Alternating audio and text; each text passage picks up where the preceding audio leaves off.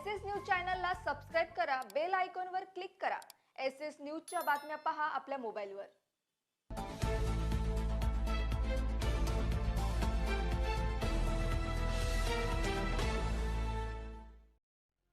नमस्कार, मी Shilpa Baviskar. S news मध्ये आपलं स्वागत आहे। चला तर मग जाणून घेऊयात आजच्या महत्त्वाच्या बातम्या। मारळजवळ 2019 साली पोद्दार हाऊसिंग या नावाने येथे गृहनिर्माण प्रकल्प लॉन्च करण्यात आला होता।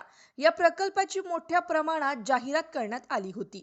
या जाहिरातींवर विश्वास ठेवून सुमारे 450 नागरिकांनी फ्लॅट बुकिंग केली। बुकिंग नंतर बिल्डरकडून जवळपास 50% रक्कम ग्राहकांकडून जमा करून घेण्यात आली। तसेच फ्लॅटचे रजिस्ट्रेशनही करण्यात आले। मात्र आज 2025 संपत आले तरीही या प्रकल्पातील 4 इमारतींपैकी केवळ 4 मजल्यांचे काम पूर्ण झाले असून उर्वरित काम पूर्णपणे रखडलेले आहे। अनेक ग्राहकांची पोझिशन डेट केव्हाच ओलांडली असून तरीही बिल्डरकडून कोणताही ठोस प्रतिसाद मिळत नसल्याचा आरोप ग्राहकांनी केला आहे। ग्राहकांचे म्हणणे आहे की बिल्डर फोन उचलत नाही। तसेच मुख्य कार्यालयाला गेल्यानंतर गेल्या 2 वर्षांपासून कार्यालयाला कुलूप लागलेले असल्याचे निदर्शनास आले आहे। रेरा कार्यालयात वारंवार अर्ज व तक्रारी करूनही कोणतेही ठोस अपडेट मिळालेले नाही। दरम्यान बँकांकडून गृहकर्जाचे हप्ते नियमितपणे वसूल होत असताना 450 कुटुंबे मात्र आजही घराविना असल्याचे चित्र आहे। या प्रकल्पामुळे सुमारे 450 कुटुंबाचे जीवन पूर्णपणे प्रभावित झाले असून हक्काचे घर मिळवण्यासाठी त्यांनी भरलेली रक्कम अडकून पडली आहे। या प्रकरणी नागरिकांनी पोलीस ठाण्यात तक्रार दाखल केली असून याच आठवड्यात FIR नोंदवण्यात येणार असल्याचे सांगण्यात आले आहे। मात्र या लढ्यात अद्याप कोणत्याही मोठ्या राजकीय नेत्याकडून किंवा प्रशासकीय पातळीवरून मदत मिळत नसल्याची खंत नागरिकांनी व्यक्त केली। दरम्यान या अन्यायाविरोधात पुढील रविवारपासून उपोषणाला बसण्याचा इशारा प्रकल्पग्रस्त नागरिकांनी दिला असून 450 कुटुंबांना न्याय मिळावा यासाठी जनतेने व सामाजिक संघटनांनी पुढे येऊन पाठिंबा द्यावा असे आवाहन त्यांनी केले आहे। 2019 ला पोद्दार रिव्हेरिया म्हणून इथे प्रोजेक्ट लॉन्च करण्यात आला। मोठी ॲड करण्यात आली, मोठा प्रोपोगंडा केला, ॲड मीडिया करणं, कस्टमरला कलेक्ट केला। असं करून इथे 450 लोकांना बुकिंग झाली।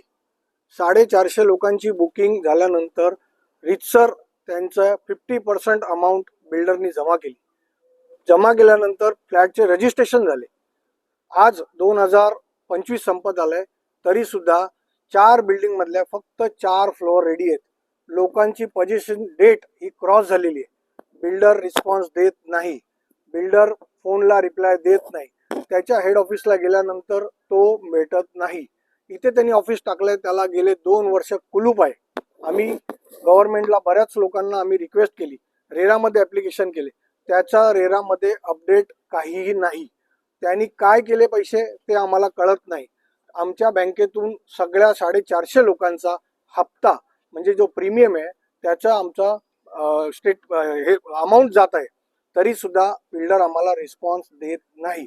आज 5 वर्ष कंप्लीट झालेले असून सुद्धा 4 फ्लोअरचे फक्त स्लॅब पडलेले आहेत। 450 लोकांना आज या 450 कुटुंब आज इकडे इफेक्टेड झालेले आहेत। 450 लोकांना आज राहायला घर नाहीये। त्यांच्या हक्काच्या घराचे पैसे घेऊन सुद्धा त्यांना घर मिळालेलं नाहीये। इथे आम्हाला कोणत्याही प्रकारचं सपोर्ट मिळत नाहीये। आम्ही आता रितसर पोलीस कंप्लेंट करून सुद्धा केलेली आहे, पण त्याची रितसर आता FIR लॉन्च आमची या वीक मध्ये होईल। आम्हाला कोणीही मोठा पॉलिटिकल लीडर आम्हाला इथे सपोर्ट करत नाही। तरी मी जनतेला किंवा बाकीच्या सर्व पब्लिकला मी आवाहन करतो की या 450 लोकांना कुठेतरी न्याय मिळावा म्हणून तुम्ही प्रयत्न करावा। आम्ही पुढच्या संडेला इथे आम्ही उपोषणाला बसणार आहे, तर त्या उपोषणासाठी आम्हाला तुम्ही इनडायरेक्टली का डायरेक्टली आम्हाला तुम्ही सपोर्ट करावा, हेच आम्हाला तुम्हाला आव्हान आहे। भी पोद्दार में फ्लैट बुक किया था क्या? हाँ, मेरा नाम माया इंद्रेश कुमार शुक्ला है। मैंने भी पोद्दार में जो है ना फ्लैट बुक किया था। मैंने भी सोचा था कि मेरा वो घर बन जाएगा, मैं खुद आके यहाँ पे रहूंगी, पर पोद्दार ने ऐसा किया कि मतलब ना घर मिला ना कुछ, मुझे हार्ट अटैक आया है। मैं हमेशा दवा पे चल रही। ये बात मैंने पोद्दार को भी बोला कि इतना हो गया, अगर मेरे बच्चे कहीं पे कुछ हो जाता है मुझे, तो मेरे बच्चों को कौन देखेगा, आप देखोगे क्या? उस टाइम पे रोहित पोद्दार ने कोई जवाब नहीं दिया, क्योंकि ये बात मैंने उनके ऑफिस में जाके ही बोला था। वगैरह है जो भी मतलब मेरे मतलब ये पापा का जो है ना घर जो है वो सब हमने गिरवी रख दिया, फिर भी जो है ना कोई नहीं हुआ, कुछ भी नहीं मिला मुझे और हम लोग यहाँ पे भटक रहे हैं। क्या कर सकते हैं अब, रोहित पोद्दार के जैसा तो इंसान भगवान करे कभी किसी को ना मिले।